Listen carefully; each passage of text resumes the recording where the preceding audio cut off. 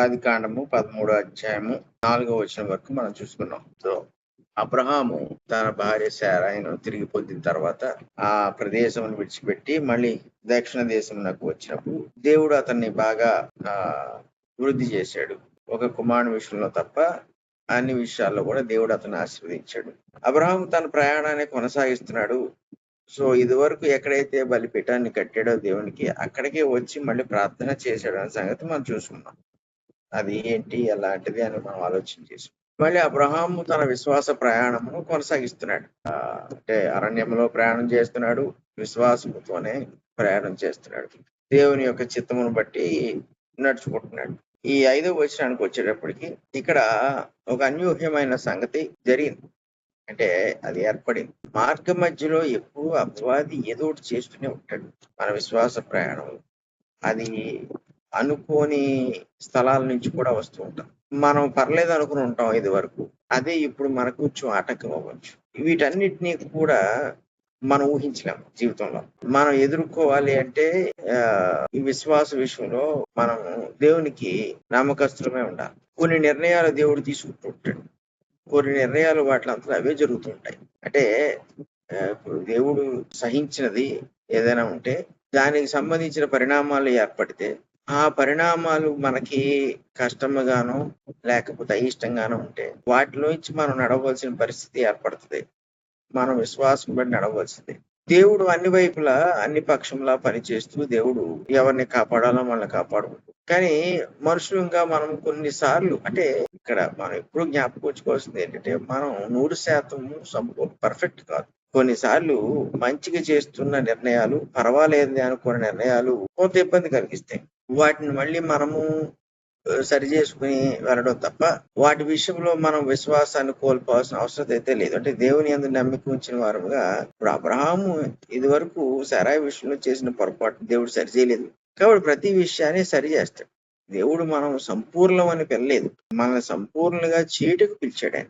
అందుకు విశ్వాసం అనే సంగతిని మనకు తెలియజేశాడు ఆయన మాటలు మనం వింటున్నప్పుడు, లేదా ఆయన వాక్కులు మనం వింటున్నప్పుడు దేవుని పట్ల మనకు ఒక నమ్మకం ఏర్పడుతుంది. ప్రతి విషయంలోనూ కూడా దేవుడు జోక్యం చేసుకుంటాడు. ప్రతి విషయంలో దేవుడు మనల్ని నడిపిస్తాడు. మనకి చేతకాందాన్ని దేవుడు చేసి పెడతాడు, అనువుగాందాన్ని అనువుగా చేస్తాడు అనేది ఈ విశ్వాసం యొక్క పరిధిలో ఇవన్నీ ఒక భాగం ఇది. సో ఇప్పుడు 5వ వచనానికి వచ్చేటప్పటికి వాళ్ళు ఊహించిన సంగతి వాళ్ళకి ఎదురైంది.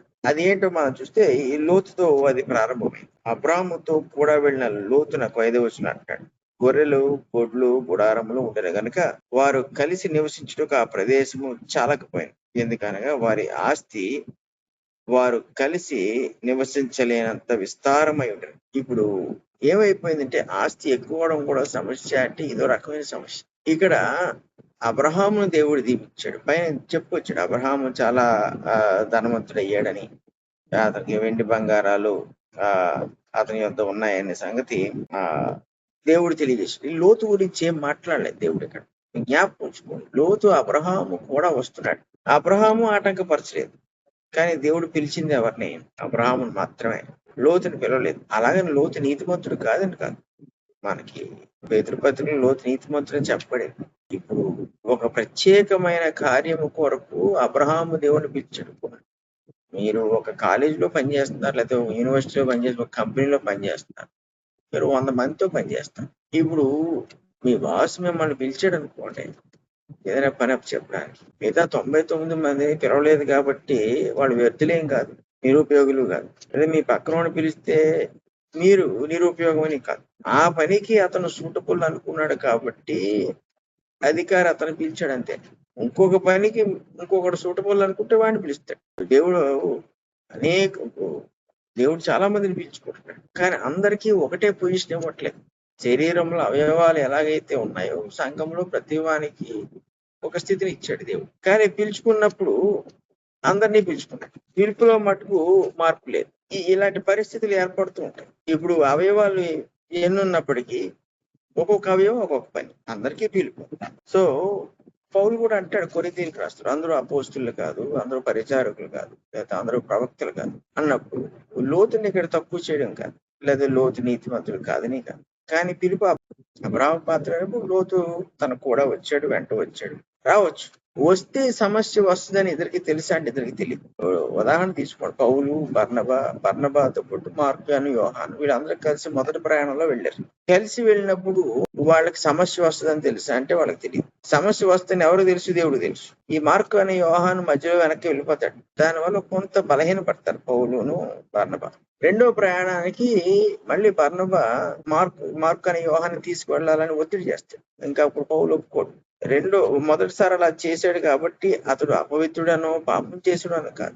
ఇలాంటి బలహీనతకు మళ్ళీ ఒకవేళ అవకాశం ఇస్తే పరిచర్యలో లోపం జరుగుద్ది అనుకున్నాడు పౌలు. బర్నబాతో వెళ్ళడానికి ఇష్టపడ్డాడు, లేదా ఒంటరిగా వెళ్ళడానికి ఇష్టపడ్డాడు. ఎందుకంటే బర్నబా యొక్క మనస్తత్వం పౌలుకు తెలుసు. కానీ బర్నబా తన బంధువైన మార్కుని విడిచిపెట్టలేకపోయాడు. కాబట్టి పౌలు పూర్తిగా విడిచిపెట్టేసాడు, వాళ్ళని వెళ్ళిపోయాడు. కొన్నిసార్లు ప్రారంభించినప్పుడు ఇలా ఉంటుంది, మధ్యలోకి వచ్చాక కొన్ని సంగతులు తెలుస్తాయి. అబ్రహాము తన విశ్వాసమును బట్టి ఎలా ప్రవర్తిస్తే తన విశ్వాసములో అవిధేయతను ఏర్పరచుకోకుండా ఉంటాడు, లేదా తన విశ్వాసాన్ని కఠినపరచుకోకుండా ఉంటాడో అలాగే ప్రవర్తించాడు ఇక్కడ. ఇప్పుడు లోతుకి ఎందుకు అంత ఆశీర్వాదం వచ్చిందంటే అబ్రహాముతో పాటున్నాడు దేవుడు. అబ్రహాము దీవిస్తున్నాడు, అబ్రహాము సేవకుని దీవిస్తున్నాడు. అబ్రహాము యొక్క ఆధ్వర్యంలో లోతు నడుచుకుంటున్నాడు. అబ్రహాము వ్యతిరేకంగా నడుచుకోలేదు లోతు. అబ్రహాముకి విశ్వాసాన్ని కించపరిచేటట్టుగా నడుచుకోలేదు. ఆ విశ్వాసాన్ని అతను అవలంబించాడు, చేర్చుకున్నాడు. లేకపోతే నీతిమంతుడు కాలేడు లోతు. సో అబ్రహాముకి విశ్వాస విషయంలో కానీ ఏ విషయంలో సహకారిగా ఉన్నాడు, కానీ వ్యతిరేకంగా లేడు. అన్ని బాగున్నాయి. కానీ పరిస్థితి ఏమైందంటే అబ్రహాము దీవించబడుతున్నప్పుడు లోతు కూడా దీవించబడ్డాడు. ఒకే విశ్వాసం ఉన్నవాడిని దేవుడు ఎందుకు దీవిస్తున్నాడు. దీవించినప్పుడు ఏమైపోయిందంటే వీళ్ళకి పశువులు ఉన్నాయి, అతనికి పశువులు ఉన్నాయి. ఈ రెండు కూడా ఎక్కువైపోయి వాళ్ళు ఉంటున్న ప్రదేశంలో ఆ ప్రదేశం సరిపోలేదు వాళ్ళు. ఇలాంటి పరిస్థితి ఏర్పడుతుందని దేవుడికి ముందే తెలుసు. అతను పిలుచుకున్నాడు, అబ్రాహామును ఒక్కడే పిలుచుకున్నాడు. వచ్చిన తర్వాత ఇలాంటి పరిస్థితి ఏర్పడినప్పుడు ఈ పరిస్థితిని దేవుడు ఎలాగూ వ్యవహరించి దీనికి ఒక తీర్మానాన్ని తీసుకొచ్చాడు మనం ఇక్కడ చూడొచ్చు. సో చాలకపోయింది కాబట్టి వాళ్ళ ఆస్తి ఎక్కువైపోయింది కాబట్టి ఇప్పుడు 7వ వచనం అన్నాడు, అప్పుడు అబ్రాహాము పశువుల కాపరులకును లోతు పశువుల కాపరులకును కలహము పుట్టాను. ఆ కాలమందు కనానీయులు, పెరిజ్జీలు ఆ దేశంలో కాపురు. సో ఇప్పుడు ఏమైపోయింది, ఎక్కువైపోతే మనుషులు ఆహారం తగ్గిపోతే, నీరు తగ్గిపోతే, ఆ సమయం కూడా సరిపోదు ప్రతిదానికి. కాబట్టి ఇద్దరు వ్యక్తుల సేవకుల మధ్యన కలహం వచ్చేస్తుంది. ఈ కలహం అనేది అంటే ఎక్కడైతే దేవుని విశ్వాసము ఉన్నదో లేకపోతే పని చేయించు అక్కడ కలహం రావడానికి అవకాశం ఉండకూడదు. కలహాలు రాకుండా చూసుకోండి. విశ్వాసము బలహీనపడిపోవడానికి లేకపోతే విశ్వాసమునకు వ్యతిరేకమైన క్రియలు చేయటానికి కారణమే కలహాలు. పరిస్థితులు ఆ కలహాలకు కారణమవుతాయి.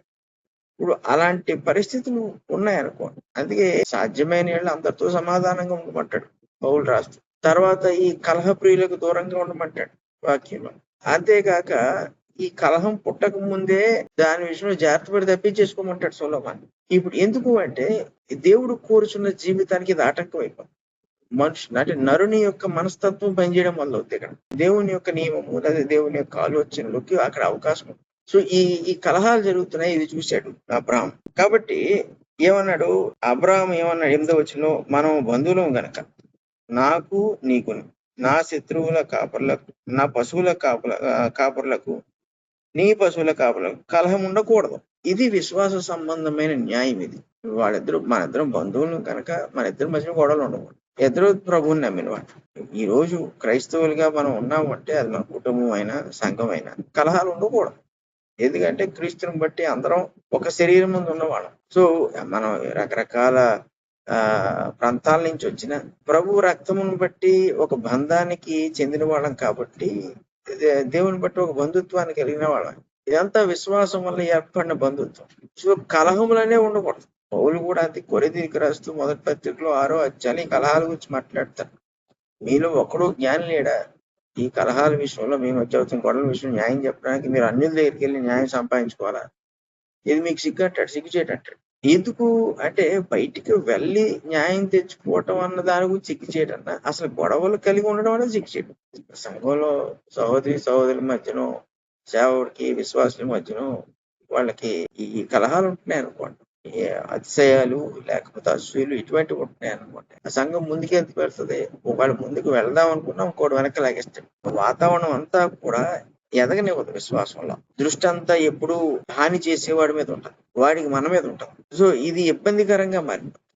కుటుంబంలో కలహాలు ఉంటే ఎంత ఇబ్బందికరంగా ఉండదు, సంఘంలో కలహాలు ఉన్నా అంతే ఇబ్బందికరంగా. దేవుడు హర్షించలేడు కూడా దీని విషయంలో. దేవుడు ఒక్కోసారి సీరియస్ అవుతాడు. అదే పౌలు కొరింథీయులతో గలతీయులతో మాట్లాడినప్పుడు పరిశుద్ధాత్మ ద్వారా చాలా సీరియస్ అయ్యాడు. గలతీయులతో అయితే మీరు కృప నుండి బొత్తిగా వేరు చేయబడ్డారు అన్నాడు. ఎందుకంటే వాళ్ళ విధానం. ఈ కొరింథీయుల దగ్గరికి వచ్చేటప్పటికి వాళ్ళ కలహాలు చూసేటప్పటికి వాళ్ళని కూడా అలాగే అన్నాడు. ఈ దేవుని ఆలయమును మీరు ఎదుగురా, ఆలయమును పాడు చేసిన వాడు దేవుడు పాడు చేయను అన్నాడు. కాబట్టి ఇవి చాలా సీరియస్ థింగ్స్. మన విశ్వాసం ఎప్పుడు కూడా కలహానికి అవకాశం ఇవ్వకూడదు. ఒకవేళ కలహం పుట్టే పరిస్థితి ఉంటే మనం వెనకడుగు వేసాం, మనం దూరం అయిపోతుంది, దాంట్లో పాలు పంచుకోకూడదు. ఈరోజు క్రైస్తవ్యం మీద దాడులు జరుగుతున్నాయి, అది క్రైస్తవ్యం మీద హింస జరుగుతుంది, అదే క్రైస్తవ్యం మీద నానా మాట్లాడుతున్నారు. దీనికి ఎలా స్పందించాలి అంటే మాటకు స్పందించేస్తున్నారు. వాడి ఎంత దరిద్రంగా మాట్లాడినా క్రైస్తవ సమాజంలో ఉన్న వాళ్ళు కొందరు అంతే ఇదిగా మాట్లాడుతున్నారు. ఏమవుతుంది? కలహం అవుతుంది. అబ్రహాము యొక్క సూత్రాన్ని మనం పాటించేటట్లయితే తాను వెనకడుగు వేసి లోతుకి ప్రాధాన్యత ఇచ్చాడు ఇక్కడ. సో ఈ కలహం విషయంలో ఎప్పుడూ కూడా మనం దూరంగా ఉంటాం. ఇప్పుడు ఏమనంటే కలెక్టరేట్ ముట్టడించారు క్రైస్తవులు అందరూ అంటాడు. ఎందుకంటే వాళ్ళు ఏదో చర్చిని తగలబెట్టేసాడను, లేకపోతే ఎవడో ఏదో చేసాడను. ఇవన్నీ కూడా ఈ మనుషులు చేసే సంగతులు. ఒకవేళ సంఘంలోనే అవిశ్వాసి అయిన వాడు ఉన్నాడు అనుకోండి, వాడు కూడా తీసుకొస్తే సంఘాన్ని విభజించేసేస్తాడు. ఒక్కొక్కడు వాడు రావటం వల్ల సంఘం రెండైపోతుంది, రెండు ముక్కలు అయిపోతుంది. అలాగైపోయినప్పుడు ఏం చేయాలి? గొడవలు అయిపోతాయి. ఇప్పుడు వాడు వెళ్ళిపోతాడు, పోనేవాళ్ళు నాతో పాటు 10 మంది తీసుకెళ్ళిపోనివ్వాలి. దానికి మనం చేయగలిగింది ఏమి లేదు. ఎందుకంటే దీని అంతటి మీద అధికారాన్ని ఆధిపత్యాన్ని కలిగిన వాడు యేసుప్రభు. మనకు అప్పగించబడిందే మనం చేస్తాం తప్ప మన అధికారంతో చేసేది ఏమి లేదు. ఇక్కడ వాడు వెళ్ళిపోతున్నాడు అనుకోండి, వదిలేటమే, మనం దానికి చేయవలసింది ఏమి లేదు. ఇది విశ్వాసంలో ఒక నియమం. ఇది ఇప్పుడు అబ్రహాము లోతు దగ్గరికి వచ్చేటప్పటికి మన మధ్యన గొడవలు వద్దు, నువ్వు నేను బంధువులు. ఏంటి పరిష్కారం?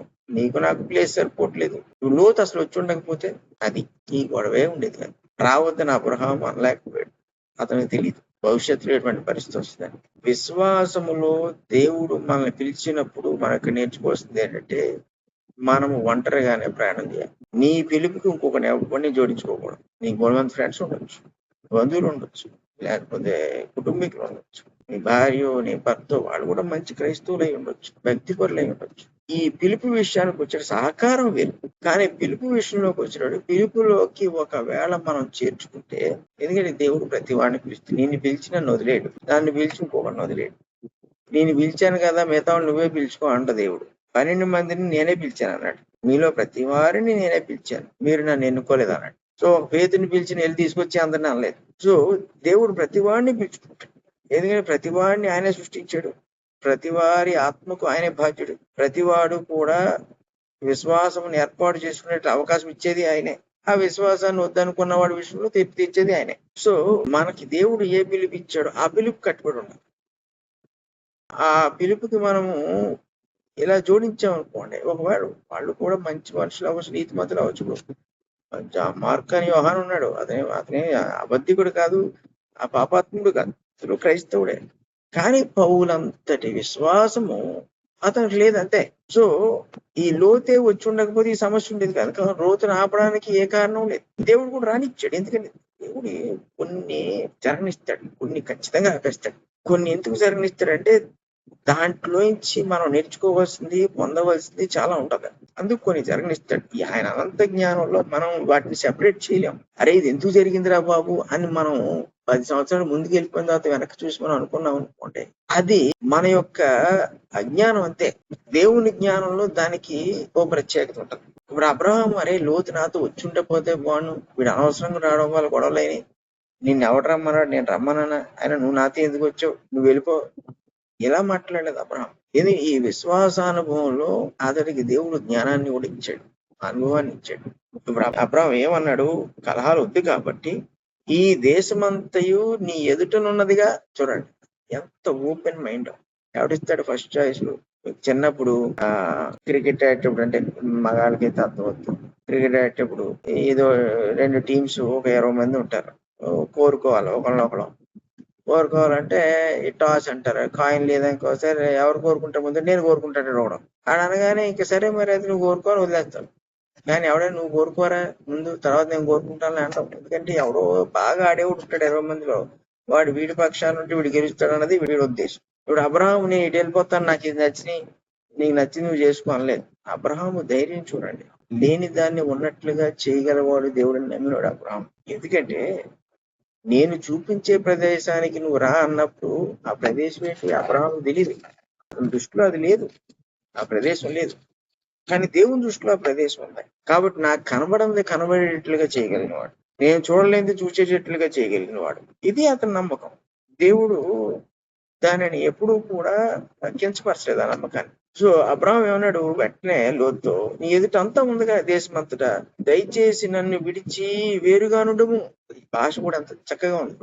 ఈ రోజు ఈ భాష పోయింది. ఎవడైనా ముందు ఎడంకాలు ఎత్తి గొడవకు రావడం తప్ప సామరస్యంగా సమస్యను పరిష్కరించుకునే విధానంలో ఎవడు వెళ్ళట్లేదు. నేను మేమెంత అంటే నువ్వెంత, మేమెంత అనే టైపులో ఉన్నారు. కానీ అబ్రహాము దేవుని మీద దృష్టి పెట్టినవాడు. ఇందులో దేవుని చిత్తం ఏదో ఉంది, మేము కలిసి వచ్చాము. కానీ ఇంత సమస్య వచ్చిందంటే దేవుడు ఏదో కోరుకుంటున్నాడు, దేవుడు ఆలోచన ఏదో ఉంది, అది ఈ సమస్య రాకుండా చేసేవాడు. పైగా అబ్రహాము దేవుడికి ప్రార్థన చేసే వ్యక్తి అని కూడా మనకు అర్థమైపోయింది ఈ పాటికి. కాబట్టి ఏమన్నాడు, నన్ను విడిచి వేరుగా నుండు. నీవు ఎడమ తట్టునకు వెళ్ళిన ఎడల నేను కుడి తట్టునకు, నీవు కుడి తట్టునకు వెళ్ళిన ఎడల నేను ఎడమ తట్టుకును వెళ్ళిందని లోతుతో చెప్పగా. సరే, ఇది ఇలాంటి వ్యక్తులే చేయగలరు. ఇప్పుడు ఒక కుటుంబం ఉందనుకోండి, ఉదాహరణ తీసుకుందాం. ఆస్తులు పంచుకోవాలి. ఇప్పుడు సమానంగా పంచాలని కూర్చుంటారా? లేకపోతే ముందు పెద్దోడు ఉన్నాడు కదా, వాడికి ఏది కావస్తే అది తీసుకునేవాడి, తర్వాత మేము క్రమంగా పంచుకుంటాం మిగిలిన అంటారా? లేకపోతే పెద్దోడు సరే ఉన్నారు కదా, చెల్లెళ్ళు ఉన్నారు కదా, తమ్ముళ్ళు ఉంటారు కదా, మీకు ఏమేం కావాలి చూడండి నేను తీసుకుంటాను అన్నట్టు. అసలు అలాంటి పరిస్థితి చూస్తాం. కోర్టులు కూడా పోతున్నారు. ఆఖరికి 1 సెంటు భూమికి కూడా వెళ్ళిపోతారు కోర్టు. కక్షలు సంవత్సరాల తరబడి ఈ ఆస్తుల విషయంలో బంధాలు తెంపేసుకుని ద్వేషాలు పెట్టేసుకుని ఏం సాధిస్తారు? ఏముండదు. చావుకి వెళ్ళేటప్పటికి ఆ కక్షను తీసుకెళ్ళాలి కూడా తప్ప అశాంతి చచ్చిపోతారు వాళ్ళందరూ. ఏముండదు. వాళ్ళ పిల్లలకు వచ్చేది ఉండదు, వాళ్ళు వచ్చిన దానివల్ల మిగిలేది ఉండదు. కానీ అబ్రహామును దేవుడు ఆశీర్వదించిన విధానం అబ్రహాము జ్ఞాపకం.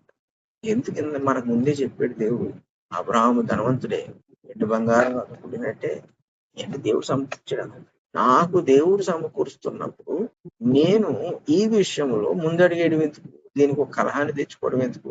కలహాన్ని తగ్గించే క్రమంలో వెళ్ళాడు కాబట్టి లోతుకి ముందు ఇచ్చేసాడు అవకాశం. లోతుకి ఇచ్చేస్తే అవకాశం గొడవే ఉంది. ఇంకా ఓసారి నేను ఇటు వెళ్తాను మరి అని అబ్రహాం అంటే, లోతు కదా నేను అటు వెళ్తాను అన్నాడు అనుకో, మళ్ళీ భేదం వస్తుంది. అబ్రహాం దీని అంతటిని ఊహించగలిగాడు. దేవుడు అన్ని ఇస్తున్నప్పుడు అబ్రహాంకి ఇక్కడ ఒక దురాశ గాని, ఒక స్వార్థం గాని, తొందరపాటుతనం గాని వ్యక్తపరచుకోవడం దేవుడు అతనికి అనుగ్రహించిన విశ్వాసం ఉన్న ఘనత. యేసుప్రభు అతికే శిష్యులతో అన్నాడు, ఆకాశ పక్షులను చూడండి, అవి ఎత్తుకుపోయి వాటికి దేవుడు పెట్టేస్తుంటే సాయంకాలం, ఉదయం, మధ్యాహ్నం వాటికి ఏం కుదురు? అవి ఎందుకు ఆలోచన చేయాలి ఆహారం గురించి? ఆ అనుభవం మీకుంటే, ఇది ప్రభు అక్కడ చెప్పింది శిష్యులతో, ఆ అనుభవం మీకున్నప్పుడు, ఆ అనుభవానికి మీరు వచ్చేసినప్పుడు, ఆల్రెడీ ఆ అనుభవంలో వాళ్ళు ఉన్నారు కాబట్టి మీరు ప్రతిదానికి నేనే ఫస్ట్ అని నిలబడక్కర్లేదు. ఓటు తీసుకునేవాడు. మనకి దేవుడు దాచిపెట్టేది అంతకన్నా గొప్పగా ఉంటుంది. ఖచ్చితంగా ఉండదు, వండుకుండా ఉండదు. ఎందుకంటే తొందరపడేవాడు ఎప్పుడు కూడా జ్ఞానానుసారంగా నడిచేవాడు కాదు. ఆశపడేవాడు, ఆశకు మించి ఆశపడేవాడు, వాడు జ్ఞానాన్ని ఉపయోగించలేడు. ఇక్కడ అబ్రహాము ఎప్పుడైతే లోతుకి అవకాశం ఇచ్చేసాడో, నువ్వు ఎటు వెళ్తావు చెప్పి నేను ఇంకో వైపు వెళ్తాను అంటే ఏంటి? మళ్ళీ నీ ప్రజలు నా ప్రజలు కలవటం, ఇలా గొడవలు పెట్టుకోవడం, సమాధానంగా మనం విడిపోదాం. ఇందులో ఇక మళ్ళీ ద్వేషాలు లేవు. ఎప్పుడైనా కలుసుకుంటారా? పండగ దేనికో కలుసుకుంటారు, అది వేరే సంగతి. కానీ అనుదిన జీవితము జరిగించుకునే విషయంలో మళ్ళీ మనం కలహాలు పెట్టుకునే పరిస్థితి ఉండకూడదు. నువ్వు నాతో వచ్చావు కాబట్టి, నేను రాణించాను కాబట్టి, ఈ పరిస్థితి వచ్చింది కాబట్టి, మరి నేను దేవుని చిత్తంలో వెళ్ళాలి కాబట్టి నువ్వు ఎటు వెళ్తావు చెప్పు, నేను ఇంకో వైపు వెళ్తాను. చాలా సింపుల్ గా చెప్పాడు. అలా చెప్పినప్పుడు నేను ఎడమ తట్టునకు వెళ్ళుదునని లోతు చెప్పగా, సో లోతు ఎంచుకున్నాడు. తప్పలేదు ఎంచుకోవడంలో, ఏముంది? మరి అబ్రహాము అవకాశం ఇచ్చాడు, లేదు లేదు నువ్వు పెంచుకో, ఈ తతంగం ఏమి లేదు. సో పెద్దవాడు చెప్పాడు, వెంటనే లోతు అన్నాడు, చూసుకున్నాడు, ఎడం పక్క వెళ్తాన్నాడు. లోతు తన కళ్ళెత్తి యొర్దాను ప్రాంతం అంతటినీ చూచాను. యెహోవా సొదొమ గొమొర్ర అను పట్టణములను నాశనము చేయక మునుపు సోయరకు వచ్చే వరకు అదంతయు యెహోవా తోట వలె ఐగుప్తు దేశం వలె నీళ్లు పారు దేశమై ఉండెను. సో ఇప్పుడు కూడా చూడండి, లోతు తన జ్ఞానాన్ని ఉపయోగించాల్సి వచ్చింది. అబ్రహాముతో వచ్చుండకపోతే తర్వాత పరిణామాలన్నీ వచ్చేవి కాదు. అబ్రహాముతో వచ్చిన తర్వాత ఇప్పుడు అతనికి ఇంత పరిస్థితి వచ్చింది కాబట్టి ఒక ప్రదేశాన్ని ఎంచుకోవాల్సి వచ్చింది. లోతు మీద కూడా దేవుని దృష్టి ఉంది, లేకుండా లేదు. కానీ ఈ పిలుపులోకి లోతు వచ్చినా అబ్రహాం రాణించిన ఈ సమస్య వచ్చింది. ఇప్పుడు ఇతను ఏం చేశాడు, ఏ ప్రాంతాన్ని, యొర్దాను ప్రాంతాన్ని చూశాడు, దాన్ని ఎంచుకున్నాడు. ఇంకా ఈ సమయానికి దేవుడు సొదొమ గొమొర్రా పట్టణాలను నాశనం చేయలేదు. అంటే ఆ పట్టాలు ఉన్నాయి, అందులో మనుషులు ఉన్నారు, అందులో జరుగుతున్న కార్యక్రమాలు జరుగుతున్నాయి, కానీ లోతుకు తెలియదు. కానీ లోతు ఏం చూశాడంటే, కనులకు బాగుంటాయి, నా దగ్గర ఉన్న పశువులకు కానీ, లేకపోతే నా దగ్గర ఉన్న దాసులకు కానీ, పని చేసుకోవడానికి కానీ, సౌఖ్యంగా ఉండడానికి కానీ ఇది బాగుంటాయి చూసుకున్నాడు. సో ఈ ఎడమ తట్టు వెళ్తాన్నాడు కదా, అతడు అదంతా చూసుకుని అది ఎలా ఉందో కూడా చెప్తున్నాడు. అంత యెహోవా తోట వలెను ఐగుప్తు దేశములను నీళ్లు పారు దేశమే ఉంటుంది. చాలా సస్యశ్యామలంగా ఉంది. కానీ సమస్య ఎవరికి తెలుసు? నెక్స్ట్ రాబోయే సమస్య లోతుకు తెలియదు. సొదొమ గొమొర్రా పట్టణాన్ని ఎంచుకోవాలా లేదా అంటే, లోతు తన నీతిని క్రమేణా డెవలప్ చేసుకున్నాడు. ఇప్పుడు అబ్రహాము ఎందుకు మొట్టమొదటిగా ఎంచుకోలేదు, లోతుకి ఎందుకు ఇచ్చాడు? లోతు కూడా ఒకవేళ స్థాయి విశ్వాసం ఉంటుంటే బహుశా దేవునికి విజ్ఞాపన చేసుకుంటే బాగుండేది. ఇప్పుడు అబ్రహాము అవకాశం ఇచ్చినప్పుడు లోతు ఎంచేసుకున్నాడు.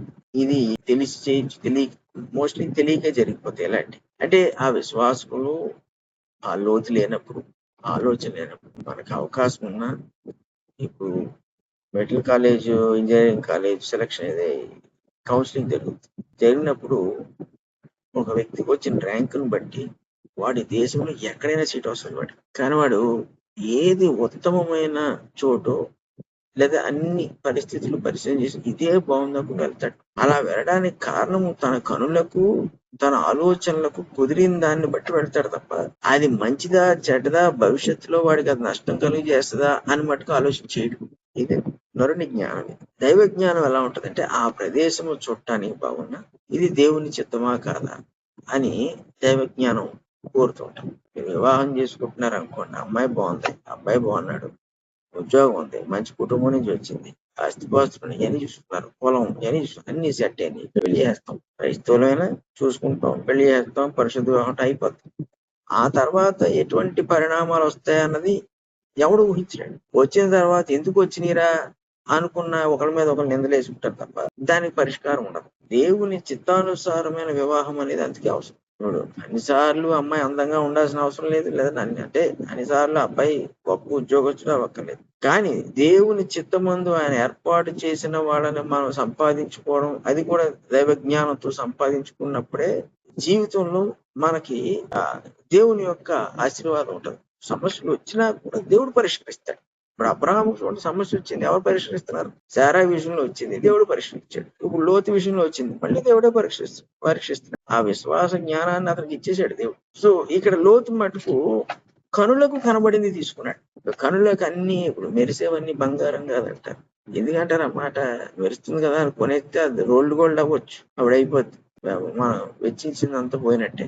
సో మెరిసేది బంగారం కాదు, మేలినది బంగారం కాదన్న. ఇక్కడ కూడా ఆలోచన ఎలా ఉండాలంటే, అది బాగుంది కదా చూడటానికి అని వెళ్ళిపోయాడు. అప్పటికి అతని యొక్క విశ్వాసం అంత బలమైనది కాకపోయి ఉండాలి, లేకపోతే దైవ జ్ఞానాన్ని అతను ఉపయోగించేవాడు. సరే ఏదైనప్పటికీ అతను వెళ్ళిపోయాడు. ఆ పట్టణం వెళ్ళిపోయాడు. ఇంకా ఆ సొదొమ గొమొర్రా పట్టణాన్ని నాశనం చేయలేదు. ఆ ప్రదేశాలు మటుకు చాలా బాగున్నాయి. కాబట్టి లోతు తనకు యొర్దాను ప్రాంతం అంతటినీ ఏర్పరచుకొని తూర్పుగా ప్రయాణము చేశాడు. అట్లు వారు ఒకరినొకరు ఒకరికొకరు వేరైపోయినారు. సో వేరే వాసిన పరిస్థితి వచ్చింది. అంటే ఈ వేరే వాసిన పరిస్థితి రాకుండా ఉండేటట్లు చేసుకోవచ్చు, కానీ చేసుకోలేకపోయారు, వచ్చింది. కొన్నిసార్లు జరుగుతాయి. బర్నబా పౌలు వేరే వాసిన పరిస్థితి వచ్చింది. వాస్తవంగా చూస్తే బర్నబా ఈ అంతియోకు సంఘంలో ఈ సువార్త విషయంలో వాళ్ళకు వచ్చిన ఆలోచన బట్టి అక్కడ పరిస్థితులను బట్టి ఎలా అనుకుంటున్న టైంలో పౌలు సొంత ఊరికి ప్రయాణం చేసి బర్నబా పౌలుని తీసుకొచ్చాడు. సుమారు 14 ఏళ్ళు అయిపోయింది. అప్పుడు చాలా సంవత్సరాలు అయిపోయింది. పౌలు వెళ్ళిపోయాడు. యెరూషలేములో అతన్ని చంపాలని చూశారు యూదులు. ఆ తర్వాత అతన్ని కెంక్రేయాకు పంపించారు. అతన్ని అక్కడి నుంచి అతని సొంత ఊరు వెళ్ళిపోయి ఎన్నో సంవత్సరాలు గడిచిపోయి తర్వాత మళ్ళీ సువార్త పరిస్థితి వచ్చేటప్పటికి దేవుడు ఇచ్చిన ప్రేరణ బట్టి ఆ బర్నబా వెళ్ళి పౌలుని తీసుకొచ్చాడు. సో పౌలుకి ఆ బర్నబా అంటే చాలా అభిమానం. ఎందుకంటే బర్నబా తక్కువడే ఇంకా, అతను కూడా అపోస్తులుడే, చాలా గంభీరమైన సేవకుడు. ఇద్దరు కలిసి ప్రయాణం చేయాలనుకోవడం కూడా తప్పులేదు, కానీ ఒక వ్యక్తిని కూడా పెట్టుకున్నారు. ఆ వ్యక్తి వీళ్ళంత బలవంతుడు కాదు. ఇప్పుడు వేరే పోజ్ వచ్చింది. బర్నబా ఏమో అతన్ని బంధువుని తీసుకుని వెళ్ళిపోయాడు, పౌలు శీలను తీసుకుని వెళ్ళిపోయాడు. ఇంకా అక్కడి నుంచి పౌలు సువార్త చూడండి ఎలా ఉందో. బర్నబా గురించి మనకు తెలియదు. బర్నబా నీతిమంతుడు, పరిశుద్ధుడు, సువార్త చేసేవాడు మనకు తెలిసినంత వరకు. ఎప్పుడు పౌలుతో విడిపోయేంత వరకు మనకు తెలుసు. ఆ తర్వాత అసలు బర్నబా గురించి మనకు పరిశుద్ధ గ్రంథం ఎక్కడ చెప్పలేదు. ఇంకా మార్క్ అని యోహాన్ అయినా 1-2 సార్లు కనబడతాడు, బర్నబా కనబడలేదు. అంటే తను ఏమి చేయలేదని. కానీ పౌలు చూడండి 12 లేక 13 పత్రికలు రాశాడు. మొత్తం ఐరోపా ఖండం అంతా తిరిగేశాడు. మాసిదోనియా, స్పెయిన్ వరకు వెళ్ళిపోయాడు. సువార్త విస్తారంగా చేశాడు. అతని ప్రయాణం, జీవిత ప్రయాణం అంతా కూడా మనకి పరిశుద్ధ గ్రంథంలో రాయబడం. ఈ దేవుని పిలుపు ఒక్కొక్కరికి ఒక్కొక్కలా ఉంటుంది. ఈ పౌలుకి ఇచ్చిన పిలుపు అది నెరవేరాలంటే తనకు తానుగానే పోవాలి. ఈ బలహీనత కలిగించే పరిస్థితులు కానీ, వ్యక్తుల్ని కానీ, లేదా దేవుడు ఏర్పరిచిన వ్యక్తులు కానీ మనతో పాటు తీసుకువెళ్ళకూడదు. ఇప్పుడు పౌలు ఎప్పుడైతే వేరైపోయాడో అక్కడి నుంచి అతను సువార్త జీవితం చాలా స్పీడ్ అయిపోయింది. ఆ తర్వాత తిమోతిని తెచ్చాడు, కానీ తిమోతి శిష్యుడు. శీలను తెచ్చాడు, శిష్యుడు. తీతుని తెచ్చాడు, శిష్యుడు. వీళ్ళందరూ కూడా పౌలు లాంటి విశ్వాస స్వభావాన్ని సంపాదించుకున్నవాడు. కాబట్టి అతనికి ఎప్పుడు ప్రాబ్లం రాలేదు. ఈ మార్క్ అన్న ఈ యోహాను మటుకు శిష్యుడు కాదు, బర్నబాకి వచ్చిన సమస్య. ఇప్పుడు ఈ సమస్యకు ఇప్పుడు పరిష్కరించాడు దేవుడు. అక్కడ ఇక్కడ కూడా అబ్రాహాముకి లోతుకి మధ్యన పరిష్కరించేశాడు. లోతు తనకు కావాల్సింది తీసేసుకున్నాడు. అతను పడమర వైపు వెళ్ళిపోయాడు, ఇతనేమో ఇటు వెళ్ళిపోయాడు, తూర్పు వైపు వెళ్ళిపోయాడు. సో ఒకరినొకరు వాళ్ళు వేరే పేరు. అబ్రాహాము కానాల్లో నివసించాడు. అబ్రాహాం మటుకు కానాల్లో ఉన్నాడు. నీ సంతానానికి ఇస్తా అన్నాడు కదా దేవుడు. ఇక్కడ దేవుడి యొక్క మహిమ చూడండి. ఆయన చాలా అంటే సూటిగా మాట్లాడతాడు. దేవుడి దగ్గర ఎప్పుడు కూడా నాంచడం అనేది ఉండదు. ఒకళ్ళతో ఒకటి, ఒక సమయంలో ఒకటి, ఇంకో సమయంలో ఒకటి. ఆ అవసరత కూడా ఆయనకి లేదు. ఎందుకంటే సర్వాధికారి కాబట్టి ఆయనకి ఏంటి అవసరం. ఏమంటాడు, సామెత చెప్తున్నాడు అంతే, జస్ట్ మనకు అర్థం కాదు. ఆయనకి రాజు తలుచుకుంటే దెబ్బలు కొదే ఉన్నాడు అంటే ఏంటి, రాజు ఏదైనా చేయొచ్చు. భూ సంబంధమైన రాజు కాబట్టి వాడు ఏదైనా చేస్తాడు. కానీ పరసంబంధంగా ఉండి రాజుగా, దేవుడుగా, నీతిమంతుడు, పరిశుద్ధుడైన వాడు మాటలు నాంచవలసిన అవసరం లేదు. ఒక టైం దేవుడు ఏర్పాటు చేసుకున్నాడు. ఇప్పుడు ఇక్కడికి వచ్చేటప్పటికి ఏమంటాడంటే కానాలో నివసిస్తున్నాడు. లోతు ఆ మైదానమందు ఉన్న పట్టణంలో ప్రదేశంలో కాపురం ఉండి సొదొమ దగ్గర తన గుడారమును వేసుకున్నాడు. సరే అక్కడికి వెళ్ళాడు. మనకి అంత కథ తెలుసు కాబట్టి తర్వాత జరిగింది మనం అంతగా ఊహించకపోవచ్చు పరిణామాలు. కానీ అసలు ఏంటి వెళ్ళటమే ఇలాంటి ప్రదేశానికి, ఎంత దుర్మార్గులకు మధ్యకు తెలియకుండా వెళ్ళిపోవటం అనేది అది ఎంత భయంకరమైన సంగతి చూడండి. అతను తెలియలేదు, అది మంచి అనుకున్నాడు, వెళ్ళిపోయాడు. అక్కడ గుడారం వేసేసుకున్నాడు. సొదొమ మనుషులు దుస్తులను యెహోవా దృష్టికి బహుపాపులై ఉండి. మరి అక్కడికి ఎందుకు వెళ్ళావయ్యా లోతును? అంటే జ్ఞానాన్ని కోరలేదు. లోతుని ఇక్కడ తప్పు పడ్డాక మనం పోల్సాలు చేసి ఉంటాం, లేకపోతే ఫ్యూచర్ లో చేయొచ్చు, చెప్పలేం. ముఖ్యంగా ఈ మన పిల్లలకి కోసం మనం తాపత్రయపడిపోతుంటాం చూసారా, వాళ్ళకి ఇచ్చేసి వచ్చేసి ఎలా ఉండాలి అలా ఉండాలి, అక్కడే ఎక్కువ మిస్టేక్స్ చేసేస్తాం. ఇప్పుడు లోతు ఎలాంటి ప్రదేశానికి పోయాడు. దేవుడికి తెలుసు సొదొమ పట్టణం ఎలాంటిదో. అబ్రాహాముకు తెలియదు, లోతుకు తెలియదు. అబ్రాహాం విశ్వాస విధానాన్ని అనుసరించాడు కాబట్టి ఆ ప్రాంతమే వెళ్లాల్సిన అవసరం రాలేదు. లోతు విశ్వాసంలో ఉన్న నియమాన్ని అతను అనుసరించలేదు.